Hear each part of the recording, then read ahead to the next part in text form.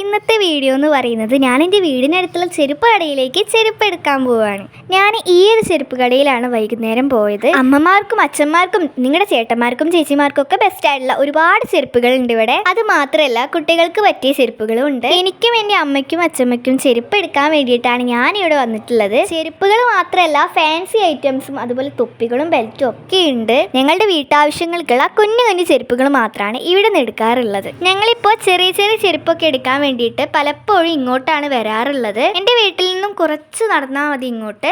ഇവിടെ വന്നപ്പോൾ എൻ്റെ അച്ഛമ്മയ്ക്കും അമ്മയ്ക്കും മാത്രമാണ് ചെരുപ്പ് കിട്ടിയത്. എനിക്ക് മാത്രമേ ഇവിടുന്ന് ചെരുപ്പ് കിട്ടിയില്ല. അതിന് കാരണം ഞാൻ തന്നെയാണ്.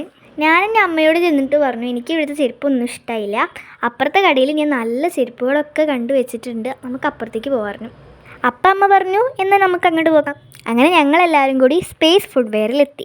എനിക്ക് അവിടുത്തെ ചെരുപ്പ് സത്യം പറഞ്ഞാൽ ഒത്തിരി ഇഷ്ടപ്പെട്ടിരുന്നു. അതുകൊണ്ടൊന്നല്ല ഞാൻ ഇങ്ങോട്ട് വന്നത്.